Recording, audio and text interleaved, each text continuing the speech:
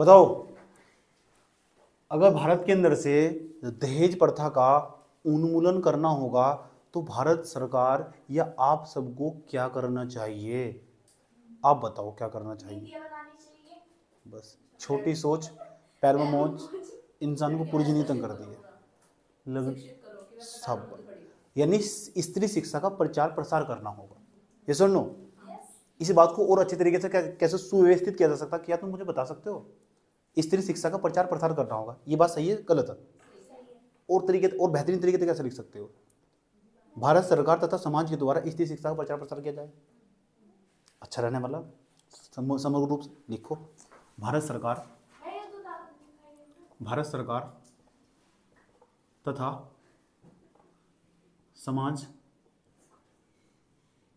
द्वारा स्त्री शिक्षा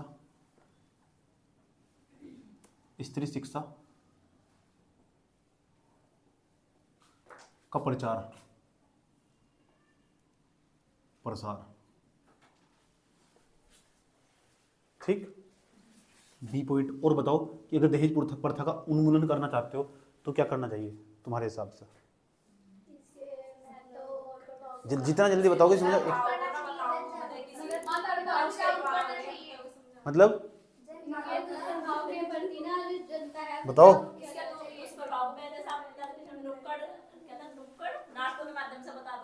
नुक्कड़ नाटकों के माध्यम से ना लोगों को जागरूक करना चाहिए। मेरा ऐसा मानना, इससे पहले ये कर देना चाहिए कि महिलाओं को ना वे ना स्वरोजगार दे देना चाहिए। अगर उनके पास रोजगार सक्षम होगा ना तो दूसरे वाला जो बंदा होगा ना, मैं ऐसी भी महिलाओं को जानता हूँ उन जो अपने पति की एक तक ना सुनती, देखिएगा उसे ना डांट तक देती है और अपने पति को ना 2M दर्जे का समझती है। क्यों? क्योंकि अपने अपने बेस पर सक्षम है ना। मैं यानी अगर महिला के पास रोजगार होना, सब रोजगार होगा। अगर जो भारतीय सरकार है ना, भारत की सरकार को इस तरह की योजनाओं का क्रियान्वयन करना, नीतियों का निर्माण करना होगा कि महिलाओं के लिए रोजगार का सर्जन हो सकता हो, सब रोजगार का सर्जन हो सकता हो। समझ में आया बात? यानी महिलाओं की भागीदारी को ना बढ़ाना होगा। सरकार की योजना है ना, सरकारी नौकरियां, इनके अंदर भी प्रावधान करना होगा। आरक्षण की सीमा को बढ़ाना होगा, शायद इनकी स्थिति में सुधार हो सकता हो। समझ में आया नहीं बात? कोई दिक्कत? यानी मेन चीज होगी महिलाओं के लिए स्वरोजगार उत्पन्न करना। अगर महिलाओं के पास स्वरोजगार होगा ना तो मेरा ऐसा मानना उनकी स्थिति में काफी हद तक सुधार होगा और व्यापक स्तर पर सुधार किया जा सकता है। ये सुनो, लिखो महिलाओं के लिए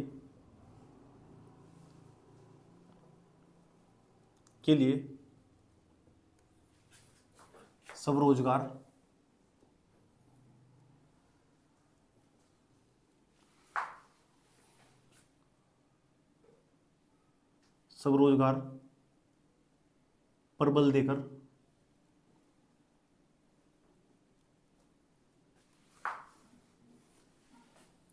दहेज प्रथा का उन्मूलन किया जा सकता है। दहेज प्रथा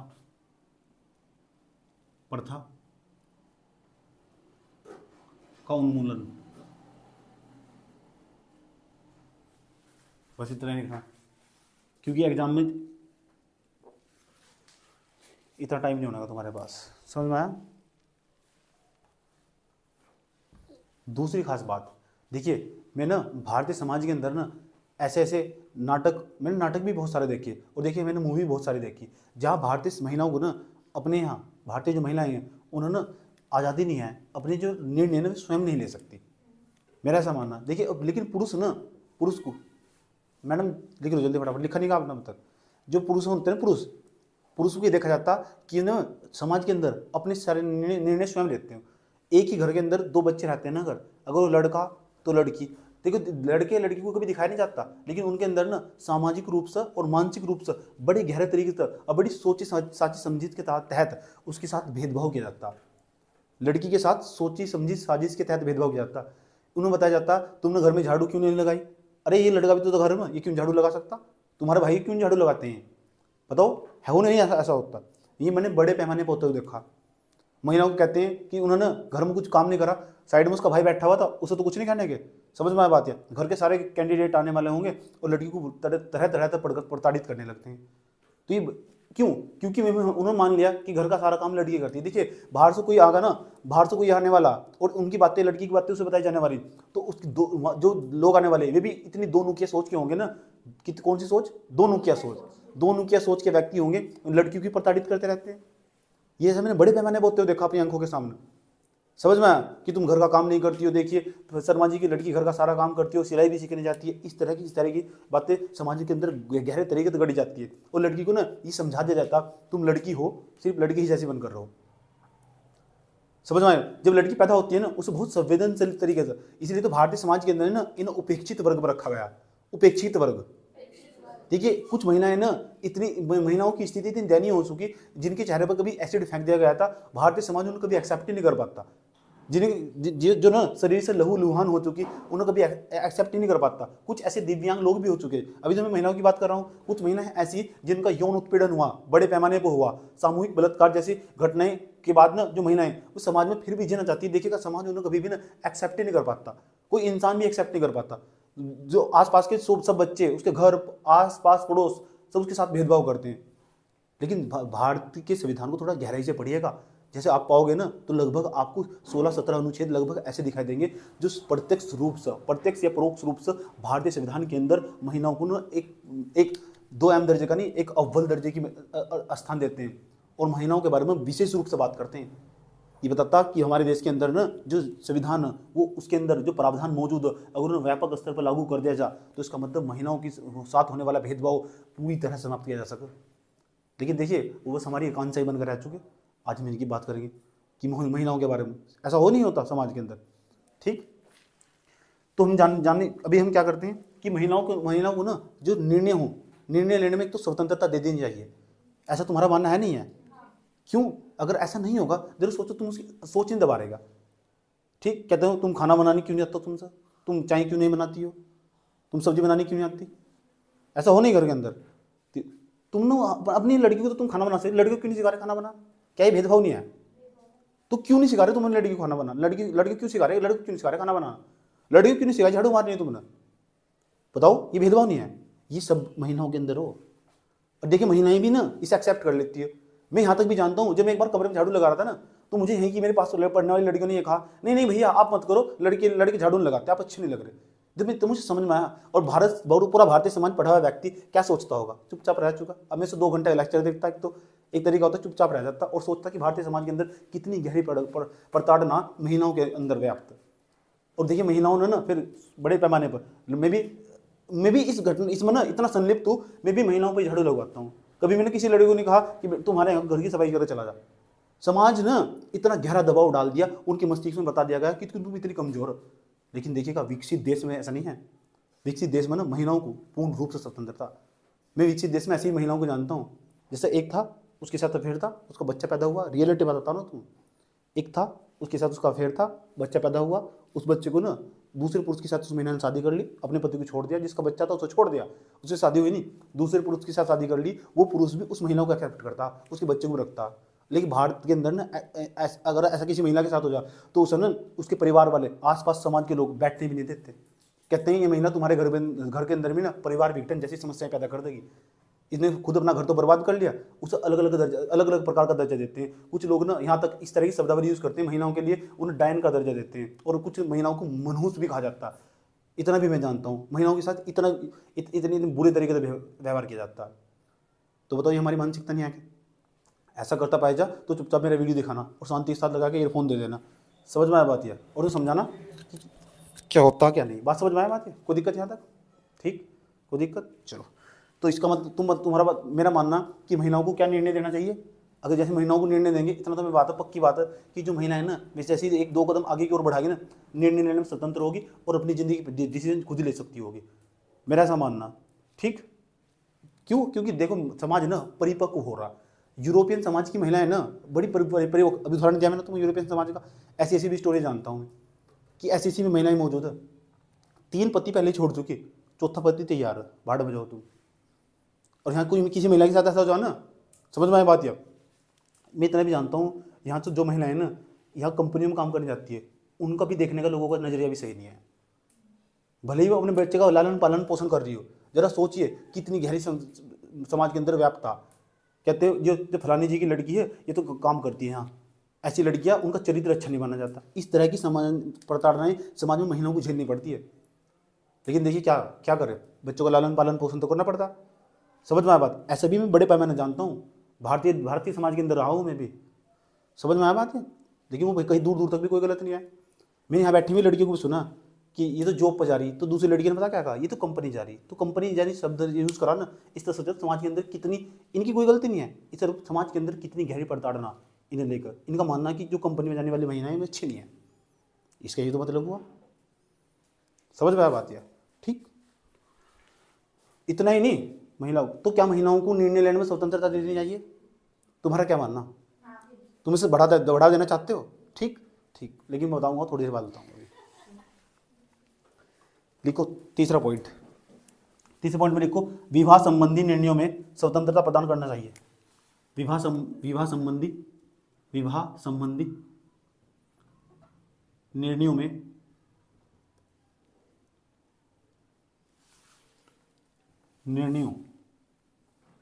में स्वतंत्रता प्रदान करनी चाहिए। स्वतंत्रता सही लिखा हुआ, स्वतंत्रता ताप आएगी यहाँ, स्वतंत्रता प्रदान करनी चाहिए।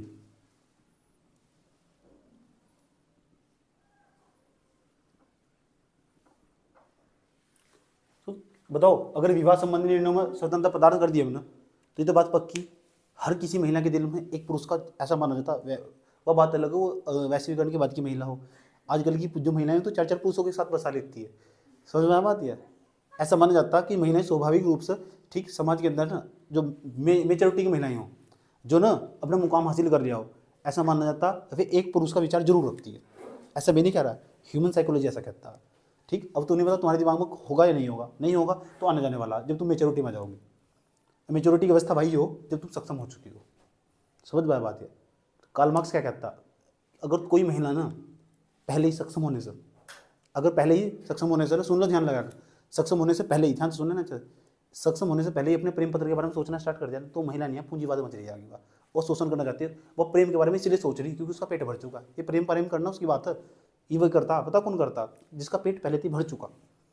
समझ में आया बात? यार, और गरीब आदमी को शोषण करने के बाद ना तो वे मेच्योरिटी में आए। इन्होंने गरीब आदमी को शोषण करा जो प्रेम पत्र कर रहा। समझे नहीं? तुम क्या करने की कोशिश करी जा रही? प्रेम कौन करता? जिसकी प्राथमिक इच्छाएं पूरी हो चुकी हो, खाना भोजन सब हो चुका, उसके बाद वो क्या करेगा, वो दूसरी अवस्था में उतरेगा, किसमें? प्रेम में। चलो इसी भी इच्छा को पूरी कर लो। समझ में बात है? तो कार्ल मार्क्स का ये कहना, ये कहता कि कार्ल मार्क्स प्रेम सब उनके बस की बात है, जो गरीब आदमी नहीं है, अमीर लोगों की बस की बात है। यानी जो प्रेम करने वाले लोग हैं, जो भी प्रेम करता होगा तो पूंजीपति लोग। और कार्ल मार्क्स ने उसको कहता है पूंजीपतियों को शोषण कर दो, मार दो, काट दो, खत्म कर दो, और समाज को इनकी जमीन सब बांट दो। समझ में बात है? सुन लो ध्यान से। अरे बात समझ में आ रही? ठीक, एक दार्शनिक को पढ़ोगे दिमाग खराब हो जाने वाला तुम्हारा, बड़े भयंकर दार्शनिक।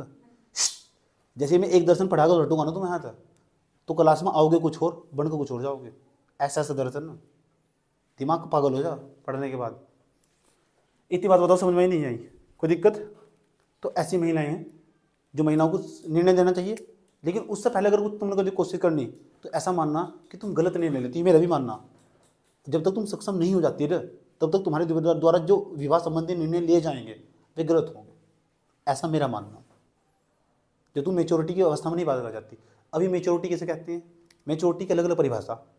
कुछ कहते हैं कि तुम अपने मुकाम पर सक्षम हो जाओ, सब रोजगार पहले प्राप्त कर लो, उससे बेस्ट कुछ नहीं है। उसके बाद ना तुम कुछ भी करो, समाज हर चीज़ एक्सेप्ट करने वाला। समझ में आया बात है? अब तुम्हारे पास खाने के लिए रोटियाँ नहीं है, सोच तुम प्रेम के बारे में रही हो, फिर तो दिक्कत है ना। प्रेम के बारे में क्यों सोच रही हो? क्योंकि तुम्हारा पेट भर चुका, इसलिए तुम प्रेम के बारे में सोच रही हो। बात समझ में आया बात है? ठीक, ऐसा मैं नहीं कह रहा, कार्ल मार्क्स ने ऐसा कहा था। अब जितनी भी महिला है ना सारी, कार्ल मार्क्स को जगह फोड़ेगी।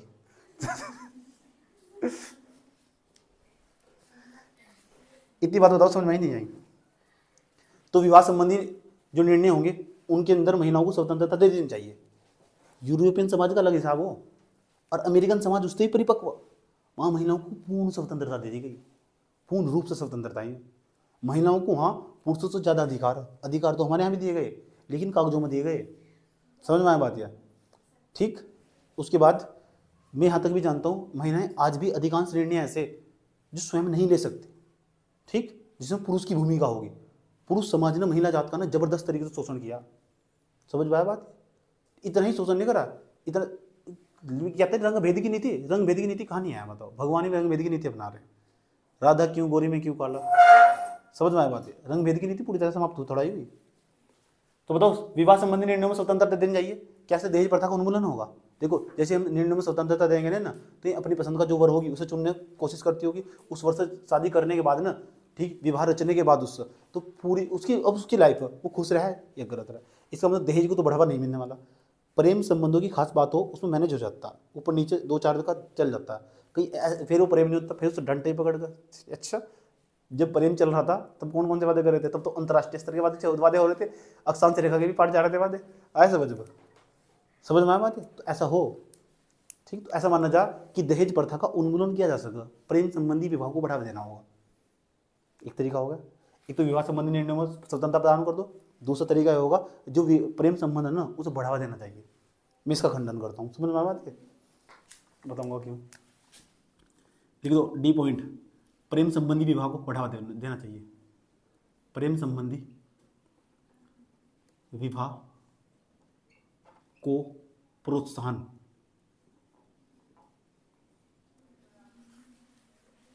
प्रेम संबंधी विवाह को प्रोत्साहन देना चाहिए। अगर किसी ने सुन लिया थर्मास्टर को बिगाड़ने वाली बात कर रहा तू, यूपीएससी से लिखना पड़ो यार ये कोई दिक्कत। तथा अंतरजातीय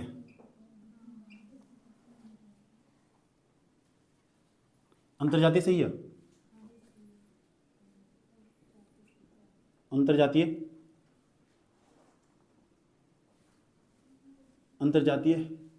विवाह संबंधी अनुमति प्रदान की जाए, विवाह संबंधी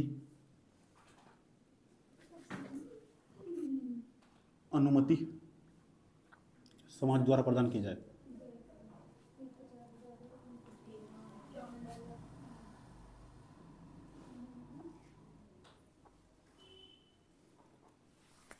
हो ऐसी बहुत मूवी बन चुकी, ठीक बाद में जाकर। ऐसी मुझे एक मूवी का नाम बता दो चलो जिसके अंदर ये बात दिखाई गई हो कि प्रेम संबंधी विवाह को बढ़ावा देने के बाद ना दहेज प्रथा को खत्म किया जा सकता हो।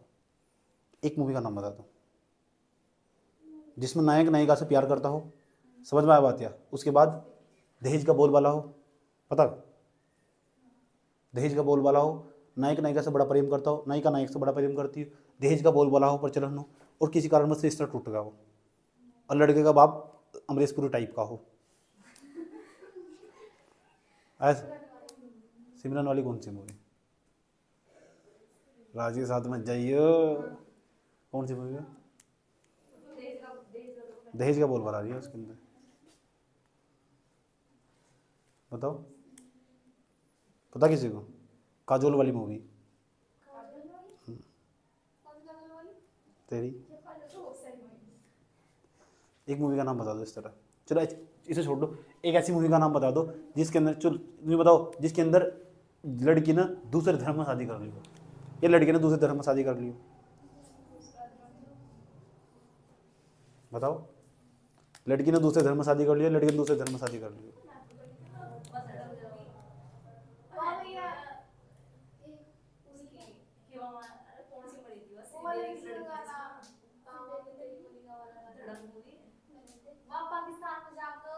दूसरे शादी कर ले, वो तो इंटर स्टेट, वो तो इंटरनेशनल शादी होगी, वो तो भूल जा।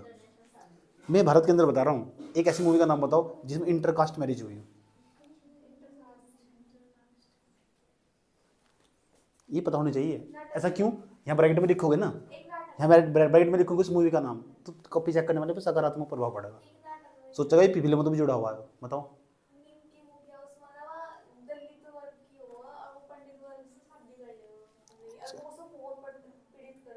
शाबाश, वेरी गुड। मुखिया हो इसलिए शादी करता है।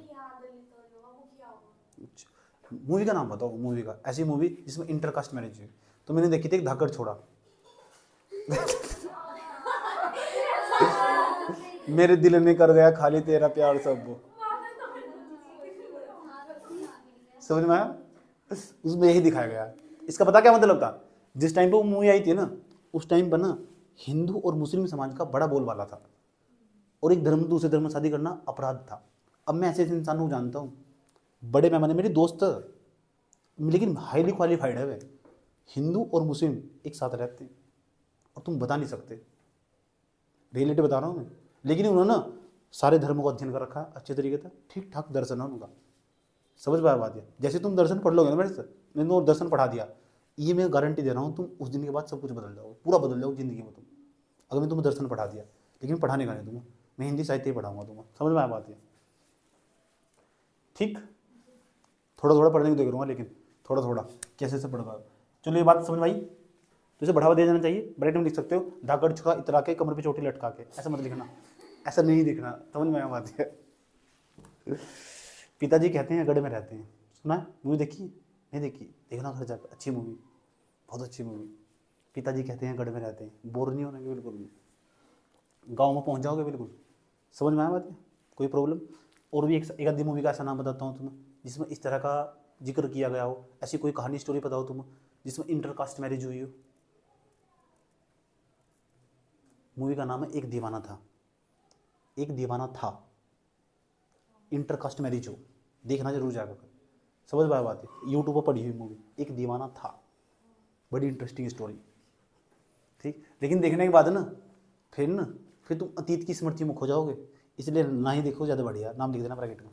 अगला पॉइंट, नहीं कुछ नहीं, छोड़ दो, अगला पॉइंट लिखो, चलो छोड़ दो।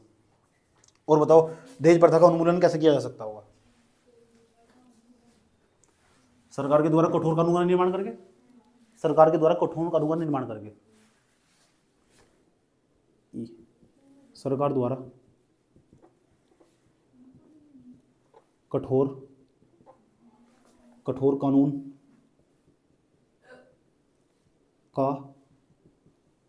निर्माण करके।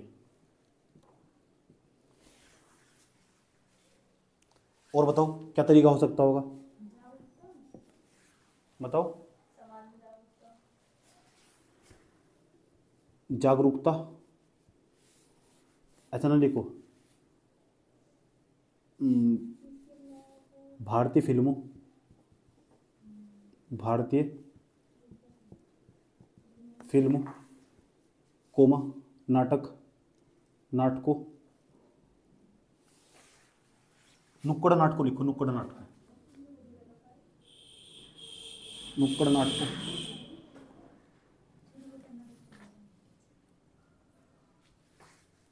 तथा भारतीय मीडिया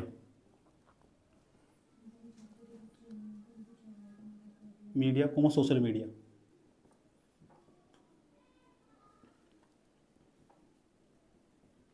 के माध्यम से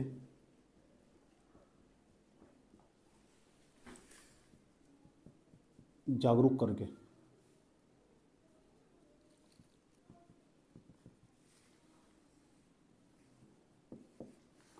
और बताओ दहेज प्रथा का उन्मूलन कैसे किया जा सकता?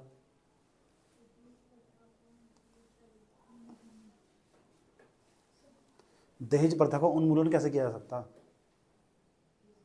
और बताओ, ऐड ऑन कर लेंगे पॉइंट अभी। प्रेम संबंधी विवाह को बढ़ावा देकर लिख दिया हो, आया तो उसमें आ चुका, उसके अंदर सब समाहित है। और बताओ, जब तो देखो सोच रहे हैं तुम, तुम्हारा ऐसा कैसा मानना, क्या किया जाना चाहिए कि तो तुम्हारे पास दो पॉइंट भी तुमने लिख देना ऐसे जो किसी के पास नहीं है, तुम्हारा उत्तर सबसे अच्छा हो चुका। बताओ कि दहेज प्रथा, सिलेबस से थोड़ा बाहर निकल, ठीक। ये समझ ही नहीं है, सब आ चुका है, समझ ही नहीं आई तो पार्टा सर। बताओ क्या करना चाहिए, ऐसा क्या करना चाहिए, कुछ ऐसी सलाह दो कि किसी राज्य के द्वारा करी गई हो, अतीत में काल में तुमने देखा हो कि अगर ऐसा करा तो ऐसा हो सकता। नुक्कड़ नाटक, सोशल मीडिया, भारतीय मीडिया, सभी लाइन में समाहित कर दिया मैंने। बताओ वो क्या करना चाहिए।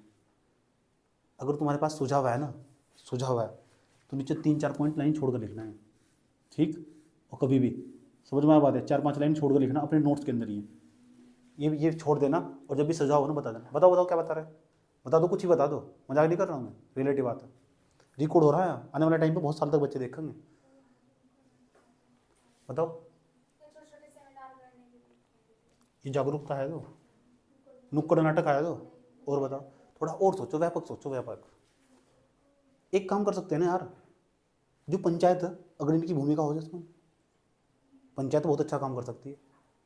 यानी पंचायतों को ना, पंचायतों को एक अधिकारी का दर्जा दे दो ना यार। पंचायतों जो ये जो हमारे प्रधान जी है, इन्हीं का अधिकारी का दर्जा दे दो, उसे एक न्यायिक दर्जा दे दो। जहाँ भी जो वो होगा ना, विवाह होगा, उनके आंकड़े कलेक्ट करो। आंकड़े कलेक्ट करने के बाद सब पता होगा कहाँ कहाँ विवाह हो रहा है। समझ में बात है? तो जानकारी फिर प्रधान तक मांगो, उसकी चुड़ी टाइट करो सरकार। ग्राम पंचायतों तथा आंगनबाड़ी कार्यकर्ताओं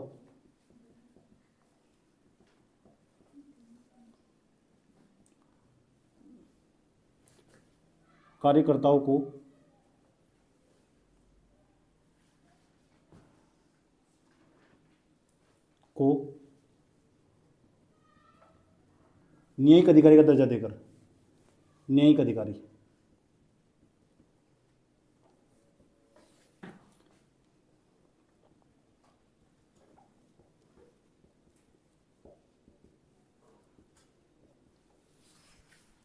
और बता सकते हो?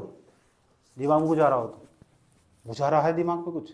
सोच लो, एक पॉइंट बता दें मुझे जाना बजाने की, क्या करना चाहिए तुम्हारे हिसाब से? सोच लो, सोच लो, इस पल है जो वो दास्तां कल हो न हो। बताओ, दहेज प्रथा का उन्मूलन कैसे करा जाना चाहिए? बताओ, मैं इंतजार करूंगा तुम्हारा। मैं एक एक पॉइंट रोज पूछूंगा तुमसे, ठीक? अपने घर जाना और पता करना, पक्का उत्तर मिलने वाला कि दहेज प्रथा का अंत कैसे किया जाना चाहिए, ठीक?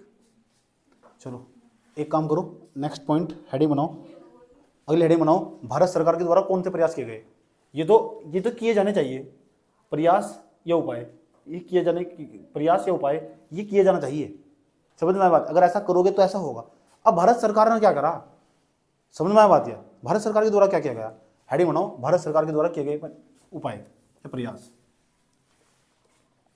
उपाय ना क्या करो, प्रयास करो। भारत सरकार द्वारा, हेडिंग बनाओ, भारत सरकार द्वारा किए गए प्रयास। तो भारत सरकार ने ना एक अधिनियम बनाया, उस अधिनियम का नाम बताना जा रहा हूं तुम्हें। उसका नाम है दहेज प्रथा निवारण अधिनियम, दहेज प्रथा निषेध अधिनियम 1961। नाम याद रखना, ऐसे अधिनियम का नाम लिखने से तो तुम्हारी कॉपी दूसरों की अपेक्षा अच्छी दिखाई देगी। नाम बताने जा रहा हूँ, ध्यान से सुन लेना। दहेज प्रथा निषेध अधिनियम 1961 भारत सरकार द्वारा बनाया गया दहेज प्रथा। देखो क्या लिखा गया इसके अंदर, प्रथा निषेध अधिनियम 1961। क्या कह रहे? अच्छा, दहेज प्रथा निषेध अधिनियम 1961 पर सबसे पहली बार संयुक्त बैठक भी उठाई गई थी। वाह, शाबाश, वेरी गुड। दहेज प्रथा निषेध अधिनियम 1961, ये एक ऐसा अधिनियम है, इस अधिनियम के तहत पता क्या कहा गया कि दहेज लेना और देना कानूनन अपराध होगा। ये पहली बार कहा गया, ना तो कोई दहेज लेना ना देना, सब कानूनन अपराध है। भारत सरकार यही नहीं रोकी, वर्ष 1984 में और 86 में इसमें बदलाव कर दिया गया। ये कहा गया, ठीक? पता क्या कहा गया? ये कहा गया 1984 और 86 में, पहले इसमें बताया 6 माह का कारावास हो सकता और 5,000 रुपये का जुर्माना। इसमें मूल रूप से लिखा हुआ था कि अगर जो भी दहेज में संलिप्त पाया गया ना, दहेज में संलिप्त व्यक्ति होगा, दहेज में जो संलिप्त होगा व्यक्ति,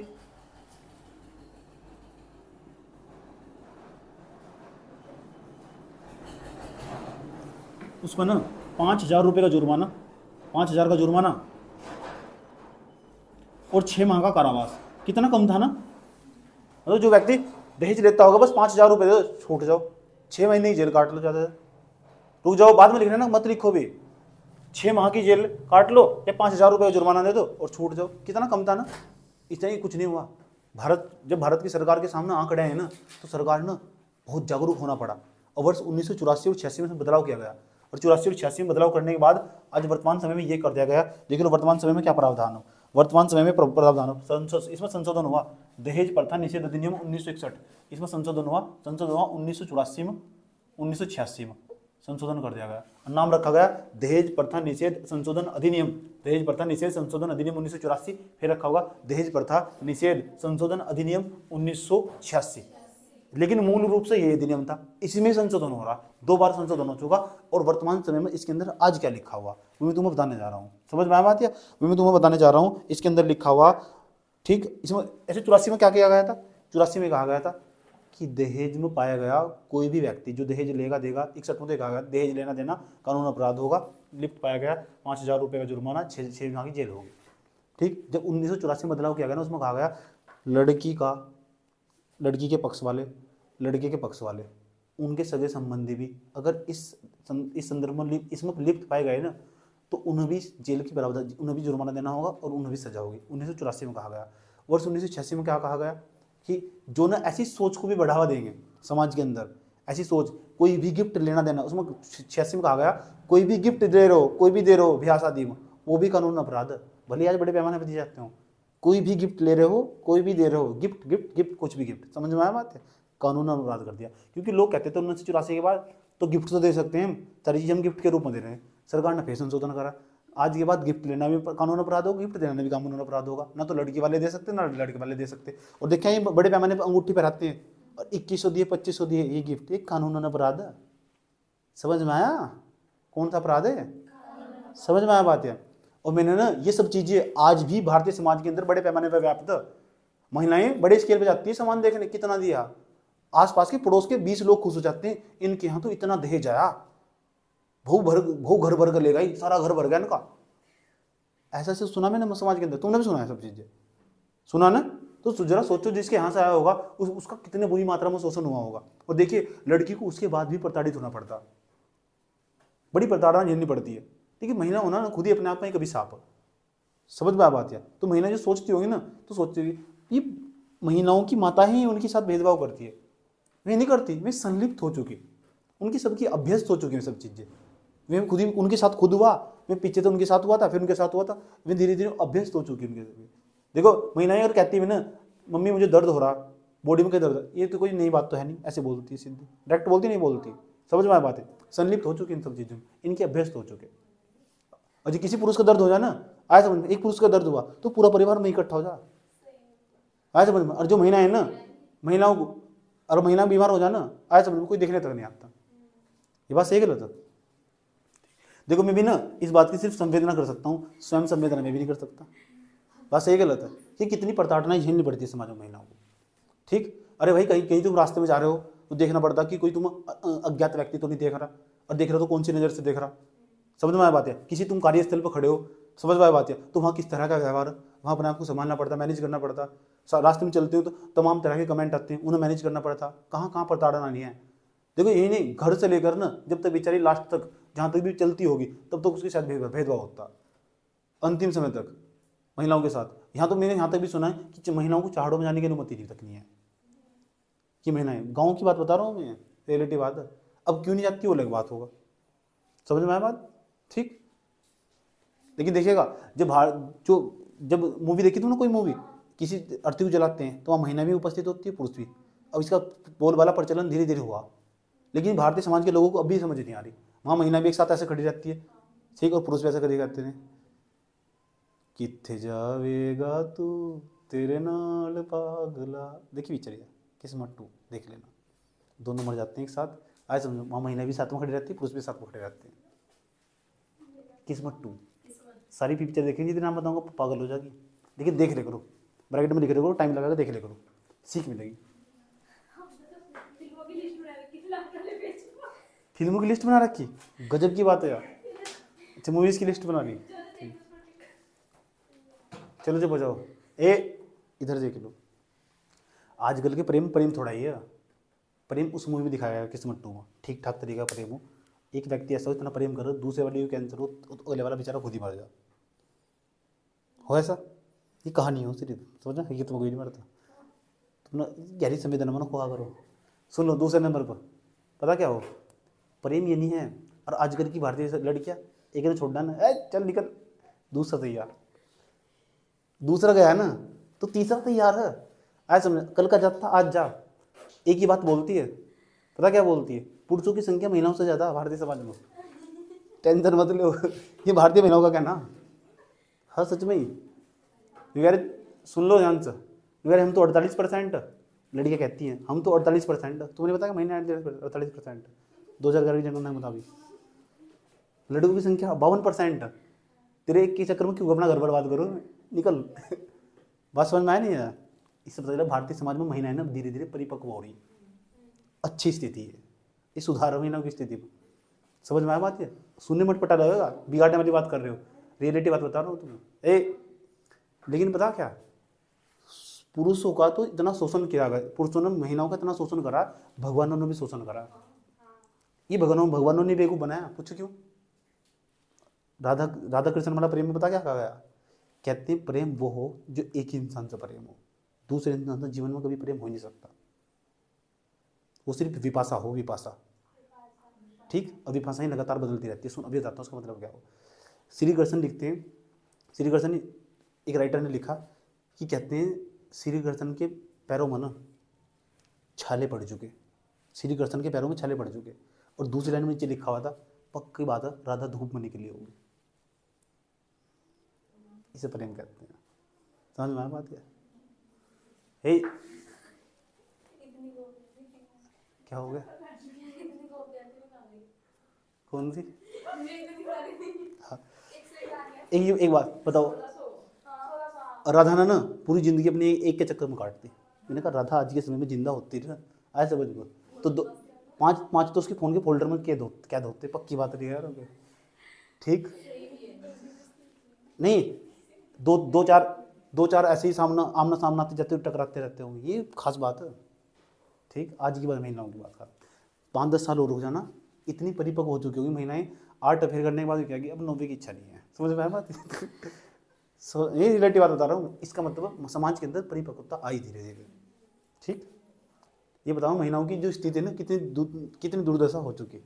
ये महिलाओं की स्थिति की दुर्दशा। ठीक, अब तो धीरे धीरे बोलबाला आया। अब तो महिलाओं से बात करो ना, पता करने के बाद पता चले उसका पहले 4 के साथ अफेयर हो चुका। तो अच्छी बात है, बुरी बात नहीं है मेरे हिसाब से। जो समाज शास्त्री के हिसाब से सोचोगे अच्छी बात है, कोई बुरी बात नहीं है। समझ में आया बात? समाज शास्त्री के लिहाज से सोचोगे, एक समाज शास्त्री के लिहाज से सोचोगे ना, पूछेंगे एक महिला का 5 के साथ अफेयर था। ठीक, कोई दिक्कत नहीं है, इसमें दिक्कत क्या बात है? होना चाहिए, पुरुष का भी तो कहीं के साथ होता। बोलो थोड़ा ही है, तू तो सही बोल लगी ऐसे समझ। अभी तो ताजी ना समझ अभी आई ना बात समझ में आए। लेकिन पर्सनली सलाह दूंगा, पढ़ने में ध्यान दे लियो। यूपीएससी नहीं करने का, ये सब यूपीएससी के सिलेबस का हिस्सा, तुम मैच्योर बनाने के लिए। ठीक, इसलिए इतना भाषण दे रहा हूँ इस पर। इतनी बात बताओ, समझ में नहीं है? शोषण हो रहा हमारा है कोई दिक्कत? ठीक, चलो।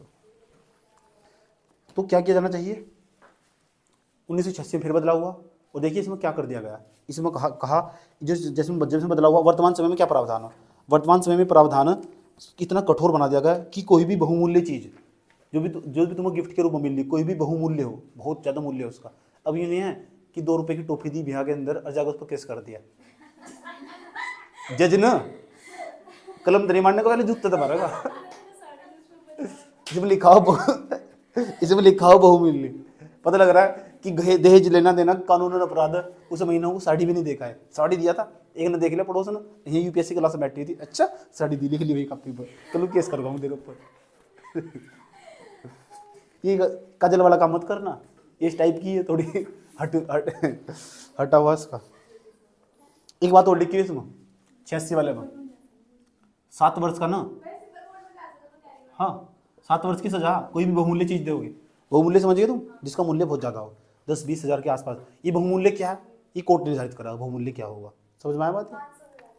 अब निर्भर करता कैसी शादी हो रही, बहुमूल्य चीज। दूसरे नंबर पर प्रशासन की नाक के नीचे सब हो जाता है। पुलिस जिसके साथ है ना, उसका सब कुछ हो जाए, तो पुलिस इन कामों में सब लिप्त हो। 7 वर्ष अगर पाया गया ना, 7 वर्ष की सजा होगी, 7 वर्ष का कारावास होगा जो भी इनमें संलिप्त पाया गया। बता देना वर्तमान समय में दहेज लिया दिया 7 साल की सजा। दहेज लेना और देना 7 साल की सजा। और ये बताना भारतीय दहेज प्रथा निषेध अधिनियम 1961 के तहत ठीक, ये ना बोलना, ऐसा बोलना कि सर दहेज प्रथा निषेध संशोधन अधिनियम 1986 के तहत वर्तमान समय में भारत में दहेज लेने और देने पर लेने देने पर अपराध की कैटेगरी में 7 वर्ष तक का कारावास और 15,000 रुपए या दहेज में ली गई राशि जो भी अधिक हो इतने तक का प्रावधान किया गया है। ये सर नो, इसलिए विशेष तौर पर याद रखना होगा। अगर 15,000 रुपए की धनराशि दे दी तुमने, दुनिया की 15,000 की धनराशि देगी तो घर बैठ जाओगे, अरे चाटा लगेगा, 7 साल की सजा भी होगी, 15,000 भी दोगे। अगर 15,000 दोगे लिख पाएगा। अभी दहेज नहीं दिया था, 15 दहेज दे चुके हैं, दहेज दे चुके हैं, और दहेज के कारण ना लड़की को प्रताड़ित करा जा रहा, लड़की को प्रताड़ित करा जा रहा। तो दहेज में जितनी रकम दी गई थी ना, सारी जितना सामान दिया गया था उसे सारा जोड़ के पुलिस अपने खाते में जमा करवा लेती है। आए समझ में? अगर दहेज 15,000 तो अधिक था ना, तो दहेज की जितनी भी राशि थी वो पुलिस अपने खाते में जमा करा लेती है। ठीक, तो याद रहेगी बात है आज के बाद। तो दहेज लेना देना कानून अपराध। ऐसा में कौन से अधिनियम में बताया गया? दहेज प्रथा निषेध अधिनियम 1900, दहेज प्रथा निषेध संशोधन अधिनियम 1986 के तहत दहेज लेना और देने पर 7 वर्ष का जुर्माना और 15,000 रुपए का 15,000 रुपए की सजा, या दहेज में जो भी अधिक हो, दहेज लेने में जो भी अधिक होगा उसका प्रावधान किया गया। बात समझ में आई बात है? वही सरकार के द्वारा जब्त कर लिया जाएगा। तो दिक्कत यहाँ तक? ठीक, क्या लिखा तुमने? कुछ लिखा इसके अंदर? तुमने कुछ लिखा? 7 वर्ष की सजा हुई, 15,000 रुपए का जुर्माना, या जुर्माना हुआ, या दहेज में जो भी अधिक हो, दहेज की रकम जो भी अधिक हो। कोई दिक्कत यहां तक? दहेज की रकम जो भी अधिक हो। और क्या लिखा हुआ इसमें? पता क्या लिखा हुआ? इसमें लिखा हुआ कि दहेज के विरुद्ध जनमत तैयार करना और सामाजिक कार्यकर्ता की भूमिका को शामिल करना, इस अधिनियम में लिखा हुआ। इस अधिनियम में कौन से में? इसमें लिखा हुआ संशोधन अधिनियम 1986 में, दहेज प्रथा निषेध संशोधन अधिनियम 1986 में लिखा हुआ दहेज के विरुद्ध एक जनमत तैयार करना। जनमत का समझते हो? जनता को तैयार करना, और उसके बाद सामाजिक कार्यकर्ताओं की भूमिका को बढ़ाना। एक सिविल सोसाइटी है ना, उसकी भूमिका को बढ़ाना, उसे भी डाल दिया इसमें, उनकी भूमिका भी होगी। ऐसा इस अधिनियम में डाल दिया गया। अच्छा अधिनियम, ठीक। लेकिन चाहे अधिनियम कितना भी कुछ हो, ऐसा एक घर बता दो जो बिना दहेज की शादी हुई हो पूरे भारत के अंदर। 0.000020 बार जीरो आ गई, उसके बाद एक आगा, 1% भी नहीं है। समझ में आया बात? क्या इतने कम बेस को भी शादी? मैं यहाँ समाज, ऐसे भी समाज में ऐसे भी पुरुषों को जानता हूँ, उन्होंने प्रेम विवाह था उनका, प्रेम विवाह होने के बावजूद भी दहेज लिया।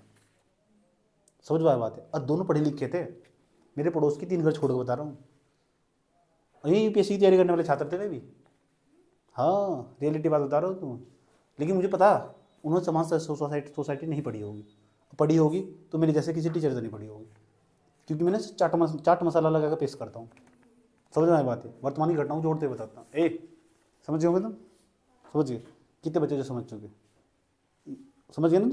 हाँ, रियलिटी बात बता रहा हूँ मैं। पढ़े लिखे होने के बावजूद भी दहेज दिया, प्रेम विवाह। और मुझे पता क्या कहते हैं लोग? देख लेंगे, दहेज का बहुत विरोध कर रहा है ना, ये दहेज लेगा नहीं लेने का। पहली बात, मैं शादी नहीं करवाने का, करवाई ना तो तुम्हारी अंकों के सामने 0 बैलेंस पे शादी करूँगा।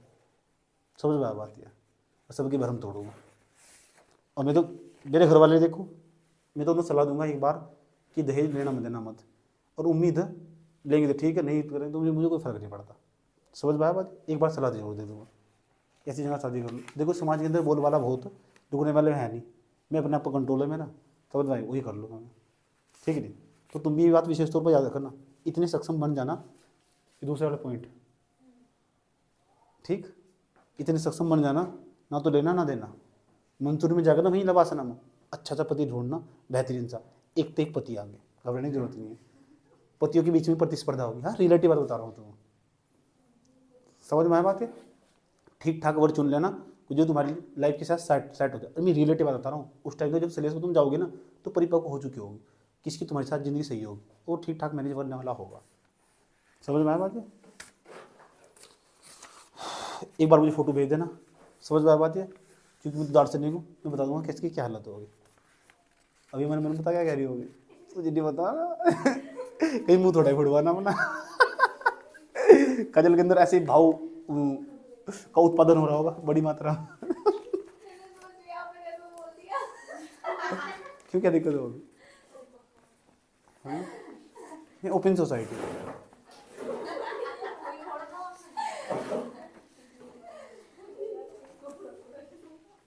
कोई दिक्कत? हाँ, लेकिन उससे पहले ना दहेज प्रथा निषेध अधिनियम दिखाया भाड़ में, समझ में आया बात है, महिलाओं के लिए। उससे मेरे द्वारा खुद ही नियम बनाए गए।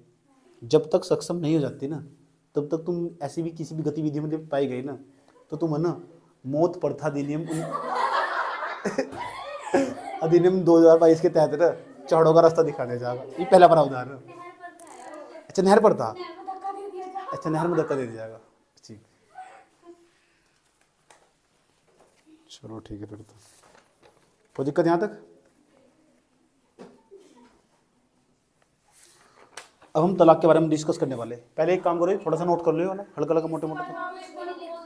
किसके बारे में? उनकी बड़ी फिक्र आती है आपको। लिखो, क्या लिखना चाहते हो ये बताओ। अभी तुमने क्या लिखा है बताओ मुझे।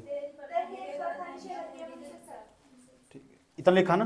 भारत सरकार द्वारा किए गए प्रयास दहेज प्रथा निषेध अधिनियम 1961 लिखा गया। ठीक, इसे इस प्रकार लिखते कुछ इस प्रकार। अब लिखो पहला पॉइंट बनाकर, वर्ष 1961 में, हाँ सिर पर लिख लो मेरा, आओ जल्दी। वर्ष 1961 में भारत सरकार के द्वारा दहेज प्रथा निषेध अधिनियम 1961 पारित किया गया।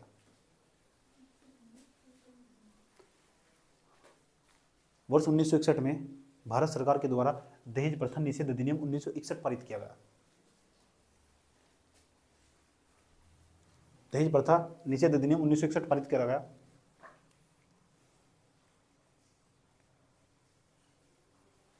जिसके तहत यह प्रावधान किया गया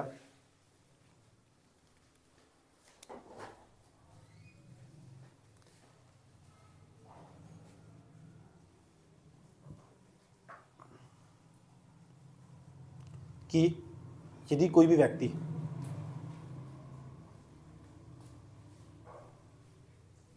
ब्रैकेट में वर पक्ष या कन्या पक्ष से संबंधित, ब्रैकेट में लिखना वर पक्ष या कन्या पक्ष से संबंधित पारित किया गया, इस प्रावधान किया गया, इसके तहत यह प्रावधान किया गया कि दहेज प्रथा में, क्या लिखा था उन्होंने, दहेज प्रथा से संबंधित क्या लिखा, वर या कन्या पक्ष से संबंधित दहेज में संलिप्त पाया जाता है। संलिप्त लिख लो, संलिप्त, दहेज में संलिप्त पाया जाता है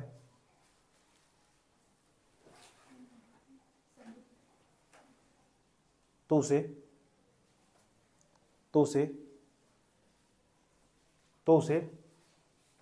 5,000 रुपये का जुर्माना और 6 माह तक की जेल हो सकती है। 5,000 रुपये तक का जुर्माना और 6 माह तक की जेल हो सकती है। ठीक, जेल हो सकती है। कोई दिक्कत?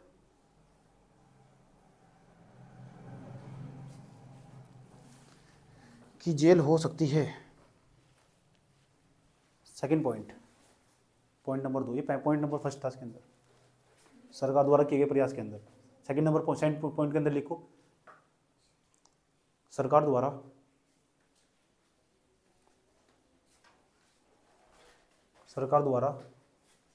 उपरोक्त अधिनियम में,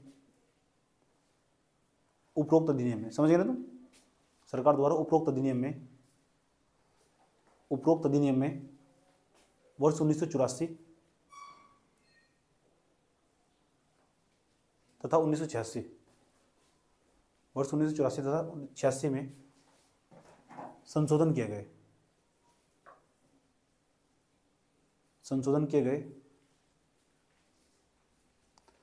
और यह प्रावधान कर दिया गया, कि वर या कन्या पक्ष का कोई सगा संबंधी दहेज प्रथा, वर पक्ष या कन्या पक्ष का कोई सगा संबंधी दहेज प्रथा दहेज प्रथा,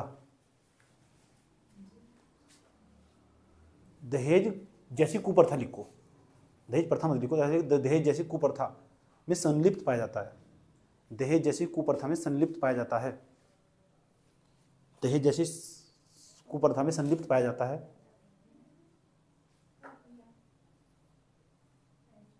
तो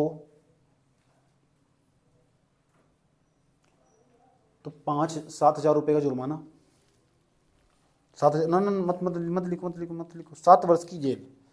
तो 7 वर्ष की जेल, जेल की जगह अच्छा वर्ड कारावास, अरबी वर्ड क्या लिखा, 7 वर्ष की, 7 वर्ष की जेल, ब्राइट में कारावास। ठीक, अच्छे वर्ड इस्तेमाल करने चाहिए हिंदी में। 7 वर्ष का कारावास या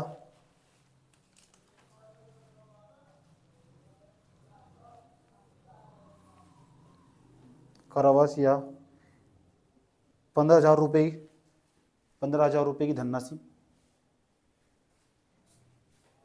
15,000 रुपये की धनराशि, 15,000 रुपये की धनराशि।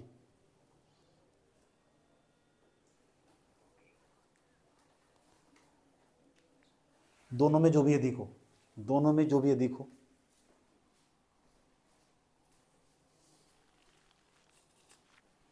वह वसूला जाएगा। दोनों में जो भी अधिक हो वह वसूला जाएगा। जानते हो वसूला जाएगा या लिया जाएगा, एक ही मतलब हो।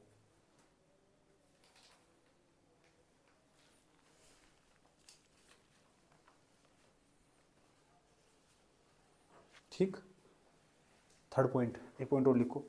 वर्ष 1986 के अधिनियम में यह भी प्रावधान किया गया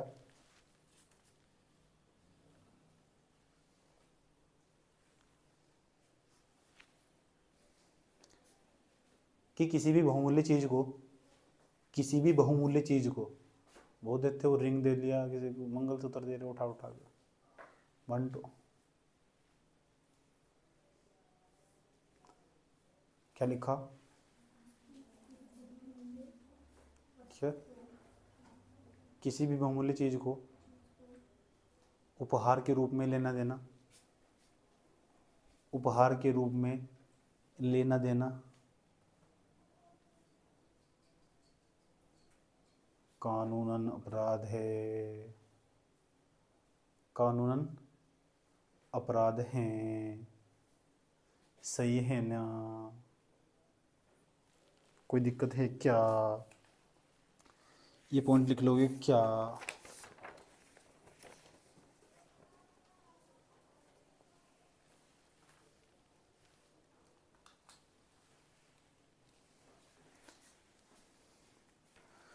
अब हम समझने वाले ये तलाक किसे कहते हैं। तलाक वाला मुद्दा ही बहुत समझ में आता है। तलाक तो जब हम तलाक की बात करते हैं ना, तो इसका मतलब हम दिमाग में तुरंत आता है, तब पक्की बात है मुस्लिम धर्म का वर्ड होगा। तलाक तो मुस्लिम धर्म में यूज़ करते हैं, हमारे यहाँ क्या यूज़ करते हैं, हमारे यहाँ भी तलाक ही यूज़ करते हैं। ठीक, लेकिन हमारे यहाँ ना, हमारे धर्म ग्रंथों में पहले से विवाह विच्छेद कहते थे, विवाह विच्छेद। अब यही समझेंगे तलाक कहते किसा। ठीक, तलाक की व्यवस्था क्यों की गई, समझ में आया बात है। कोई पति पत्नी साथ नहीं रहना चाहते, कोई पति पत्नी साथ नहीं रहना चाहते, तो एक व्यवस्था होनी चाहिए जिसके द्वारा दोनों को सेपरेटेड कर दिया जाए। होना चाहिए नहीं, इस तरह पति पत्नी साथ नहीं रहना चाहते तो कुछ ऐसी व्यवस्था होनी चाहिए, कानून, कोई ऐसा कानून होना चाहिए जिसके तहत दोनों को अलग कर दिया जाए। लेकिन देखिए, अगर तलाक को हम सही रूप में परिभाषित करें और भारतीय समाज के संदर्भ में परिभाषित करो, तो इसका ये मतलब हो, अब वहाँ नहीं, वहाँ तो कोई तलाक नहीं है, सीधा डायरेक्ट बोलती है यूरोपीय समाज में, निकल आज ही निकल और अभी निकल। समझ में आया बात, इस गली से निकल, तो इस गली से जाएगा, उस गली से दूसरा आएगा। समझ में आया बात है, इतनी परिपक्व महिला है। लेकिन कहते हैं फीलिंग्स सबके अंदर हो। भारतीय महिलाओं की एक खास बात है, उन्हें इतना शोषित किया गया, उनके अंदर सेट कर दी गई एक पुरुष के साथ पूरी जिंदगी काटने तुझे, इतना परंपरागत बना दिया गया उन्हें। ये तुम्हारी कोई गलती नहीं है, एक बड़े पैमाने में देख लो तुम। मैं आज ऐसी एक लड़की को ऐसी भी जानता हूँ, पूरी जिंदगी 8 साल तक एक लड़के का इंतजार करा। सच में रियलिटी बात बता रहा हूँ, वो लड़का अमेरिका के अंदर दूसरी शादी कर चुका है।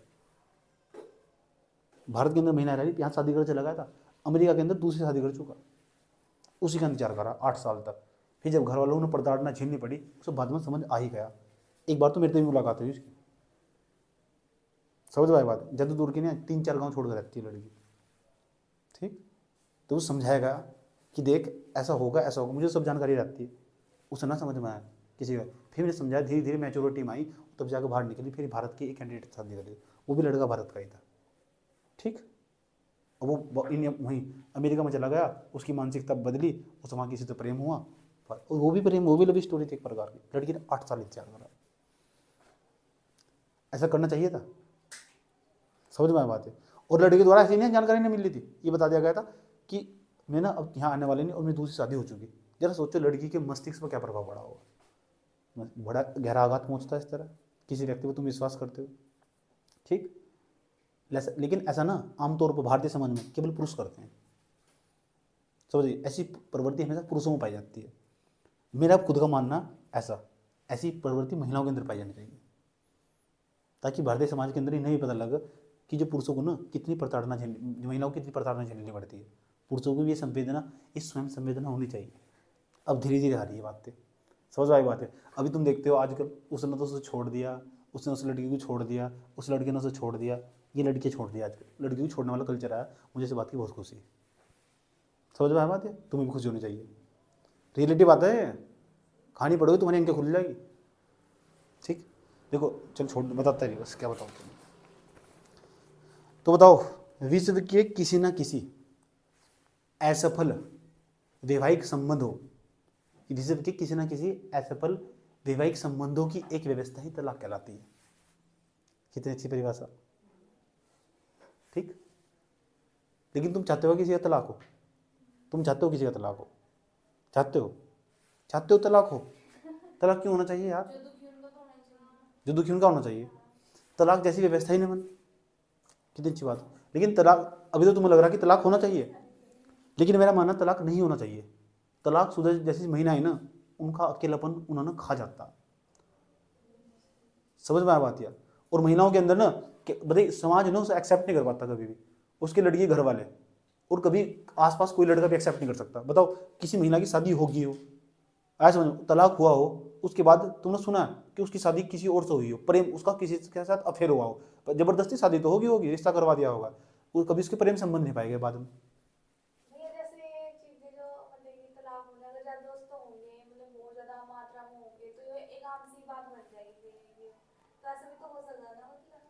कैसा?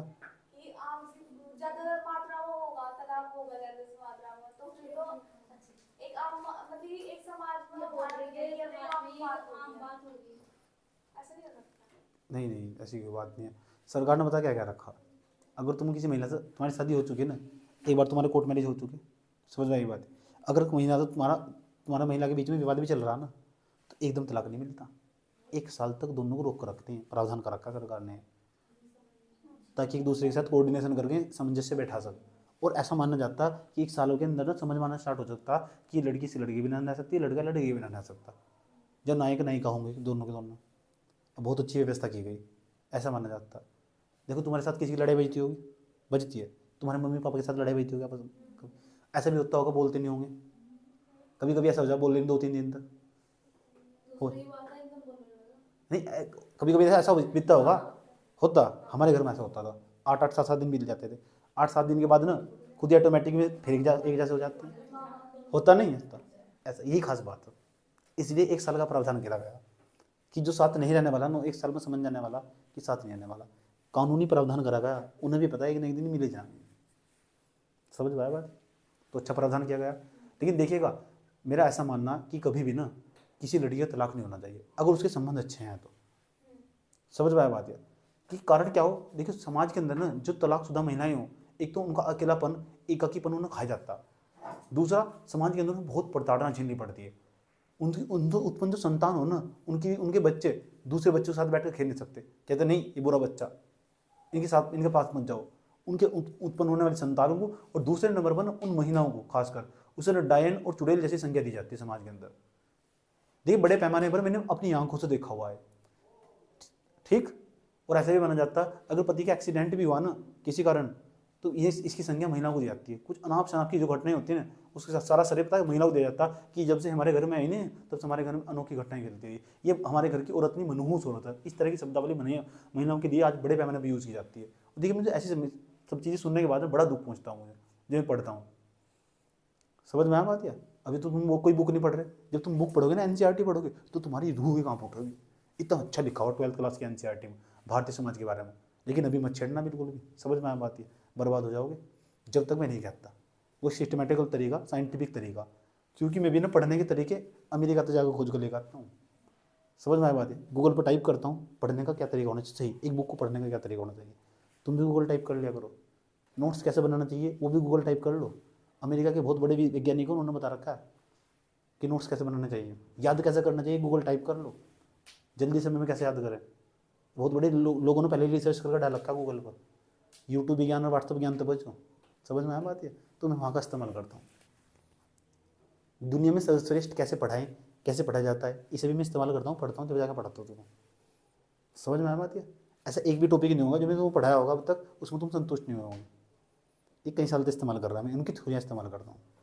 तो पढ़ना पड़ता है बहुत ज़्यादा, चीज़ों को कैसे एक्सप्लेन करना। समझ में आया बात है? एक एक टीचर नहीं तो ऐसा दिखा दूंगा, अरे चिल्ला चिल्ला ये कर दे, ये कर, क्या चल रहा है, कुछ होने वाला इस तरह। टॉपिक समझ में आ नहीं रहा। कौन? एक उनका ना यूट्यूब पर वीडियो वायरल हुआ था थक्कर सर का, और फिर अच्छा वही बाद में पता नहीं क्या किसी लॉन्ग लान के चक्कर में आ रही थी वीडियो। अच्छा, तो उनकी वीडियो दिखाते काट काट के ऐसे थोड़े से मार मार के डाल इतनी बार बताओ समझ में नहीं आई के एक बार बोलते वो दिक्कत। तो हम पता क्या करने वाले, अब हम समझ में पढ़ने वाले, सुन लो ध्यान लगा। इसलिए जिनके साथ घटनाएं बीत चुकी ना उन तो पहले सीख ले लेनी चाहिए, बहुत ज़रूरी हो। अब हम कल पता क्या पढ़ने वाले, कल हम तलाक पढ़ने वाले।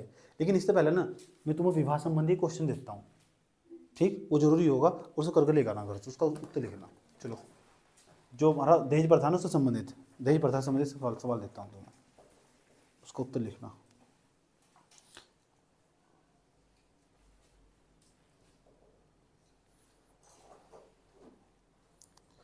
यारी तोड़ गई तू बदमाशा करता। क्या होगा, क्या हुआ मैडम? लिखो, प्रश्न लिखो। दहेज प्रथा न केवल अवैध है, इस प्रश्न का उत्तर लिखना। दहेज प्रथा न केवल अवैध है, अवैध, इनलीगल, गैर संवैधानिक, ठीक, बल्कि अनैतिक भी है। ये बात सही है गलत है? अतः दहेज प्रथा के दुष्परिणामों के प्रति, अतः दहेज प्रथा के दुष्परिणामों के प्रति, अतः दहेज प्रथा के दुष्परिणामों के प्रति सामाजिक चेतना जगाने की आवश्यकता है। अतः दहेज प्रथा के परिणामों के प्रति, दहेज प्रथा के परिणामों के प्रति, दहेज प्रथा के दुष्परिणामों के प्रति। अच्छा, दहेज प्रथा के दुष्परिणाम पढ़े थे तो तुम्हारे अंदर चेतना आई, चेतना आई, थोड़ा जागरूक हुए, जागरूक करा। समाज को जागरूक करने की आवश्यकता नहीं कि दहेज प्रथा के क्या क्या दुष्परिणाम पड़ सकते हैं। समझ में बात है? मैंने बहुत गहराई के साथ इसका अध्ययन कराया। तुम आराम से लिखते, क्या लिखा तुमने? दहेज प्रथा के दुष्परिणामों के प्रति सामाजिक चेतना जगाने की आवश्यकता है। टिप्पणी कीजिए, टिप्पणी कीजिए 150 शब्द लिख लोगे इसका उत्तर।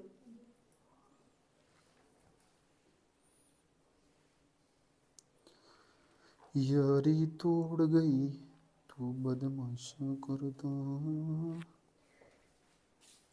लिख दिया।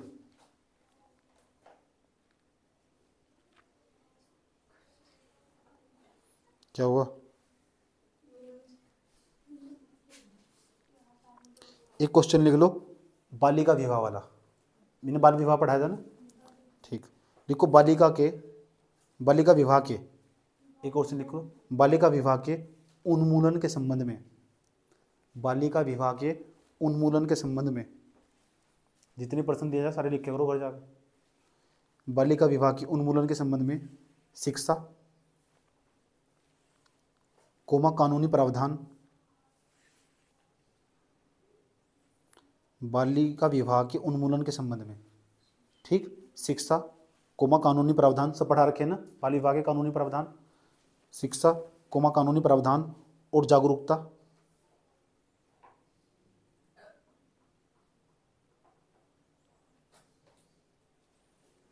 जागरूकता, पहलों, पहल, पहल जानते हो, पहलों, जैसे सामाजिक परिवर्तन प्रेरकों को अभी लंबा रास्ता तय करना है, कानूनी प्रावधान और सामाजिक और जागरूकता पहलों, कानूनी प्रावधान और जागरूकता पहलों, कानूनी प्रावधान और जागरूकता पहलों जैसे सामाजिक परिवर्तन के प्रेरकों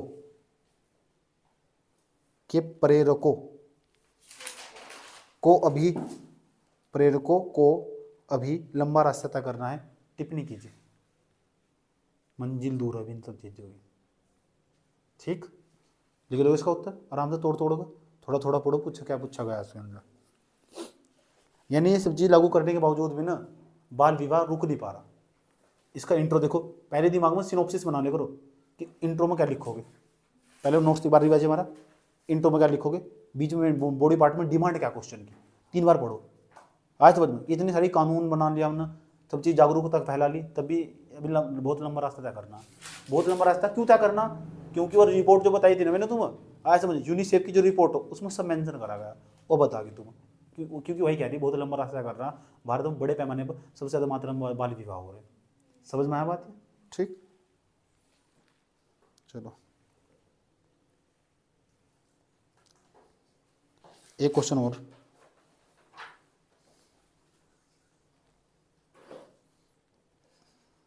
क्या होगा, बाल विवाह को परिभाषित करते हुए 5 करने पूरे, बाल विवाह को परिभाषित करते हुए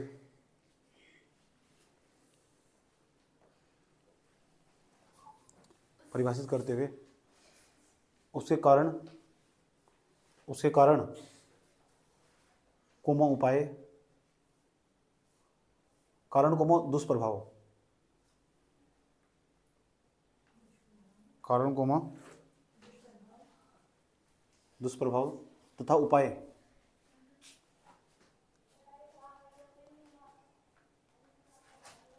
क्या है,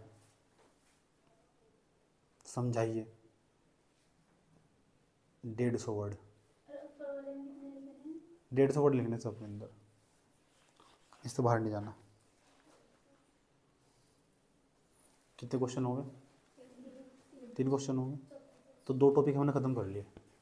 एक तो पढ़ लिया हमने बाल विवाह, और दूसरे नंबर पर क्या पढ़ लिया हमने, दहेज प्रथा। किसी बच्चों के यहाँ तो कोई आपत्ति, जीवन में कभी दहेज प्रथा के बारे में लिखने को आया, क्वेश्चन का उत्तर लिख दोगे, जीवन में कभी बाल विवाह के बारे में लिखना आया, उसका उत्तर लिख दोगे। मैं भी तुम्हें सलाह देता हूँ, इसके जो अधिनियम पढ़ाए गए, रिपोर्ट पढ़ाई गई, ये मेन चीज़ होगी, ठीक, अधिनियम और रिपोर्ट पढ़ाए गए, मैं तुम्हारे उत्तर को ना प्रासंगिक बनाऊंगी। समझ में आई बात, अधिनियम और रिपोर्ट, कौन सा अधिनियम कब पारित हुआ गया, अपने नोट्स में मेंशन कर रखना, बार बार वही लिखने में तुम्हारा उत्तर अच्छा बनाएंगे। और सबसे बेहतरीन खास बात यही होगी, जब भी दहेज प्रथा के या बालिका विवाह से संबंधित आया, बाल विवाह संबंधित एडिटोरियल में आया, सीधा अपने नोट्स पर पहुँच जाओ, देखो ही मत वहाँ से। रिविजन करने का सबसे बेस्ट तरीका होगा करंट अफेयर के साथ ना मिर्च मसाला लगा के पढ़ना, इसे कहते हैं। समझ में आया बात है, कोई दिक्कत, कोई आपत्ति हो? कल ना तैयार होगा ना, तैयार होने का मतलब समझे, तलाक के बारे में डिस्कस होगा कल, ठीक, तलाक के कारण पूछे जाएंगे तुमसे, क्या कारण है, तलाक के दुष्प्रभाव भी तुम्हें बताए जाएंगे, क्या पड़ता होगा दुष्प्रभाव। और तुम्हें ना महिलाओं के बारे में जो भी अनुच्छेद तुम्हें लग रहा है खास लिख लो, महिलाओं के बारे में जो भी अनुच्छेद खास तुम्हें लग रहा है, तो तुम्हें बताना, सोचना थोड़ा, महिलाओं के बारे में संविधान में कहाँ बताया गया था, अनुच्छेद लिख कर लेकर आए, ठीक, कॉमन काम है बताना तुम्हें कि कौन सा ऐसा अनुच्छेद है जहाँ महिलाओं को टच कर जाने वाला, इसमें महिलाओं की बात आने वाली, थोड़ा दिमाग को जोड़ डालना। समझ में आया बात है, कोई दिक्कत, महिलाओं से संबंधित कोई अधिनियम हो वो भी बताना तुम्हें, महिलाओं से संबंधित कोई अधिनियम हो, तो महिलाओं के बारे में हम कल सब कुछ पढ़ चुके होंगे। जो महिलाएं ना, इस समाज का उपेक्षित वर्ग, हाथ से पकड़े व्यक्ति हो, एक तो हाथ से पकड़े व्यक्ति हो, एक हो उपेक्षित वर्ग, दोनों में क्या अंतर हो पता? हाशिए पर खड़ा व्यक्ति, उसे समाज ने भी नकार दिया, कानून ने भी नकार दिया, सबने उसे नकार दिया, उसके लिए कोई प्रावधान नहीं है। जैसे एक महिला, उसका ना बलात्कार हुआ और सामूहिक बलात्कार हुआ, क्या उसे समाज कभी एक्सेप्ट कर लेगा? कानून ने भी उसे बता दिया कि इसके लिए ये प्रावधान है, ये नियम है, कानून ने उसको कुछ करा? कानून कुछ कर पाया उसका? कुछ भी नहीं। कैसा जीवन जी रहे हो सोच लो। हम सिर्फ संवेदना कर सकते हैं, स्वयं संवेदना कभी नहीं कर सकते। समझ में आया बात है? दूसरा, एक दिव्यांग महिला भी है। देखो पहली तो दिक्कत यह कि वो महिला, दूसरी दिक्कत यह कि वो दिव्यांग महिला, और तीसरी, मैडम चुप हो जाओ देख लो, तीसरी बात दिक्कत पता क्या है? दिव्यांग महिला होने के साथ साथ दलित महिला।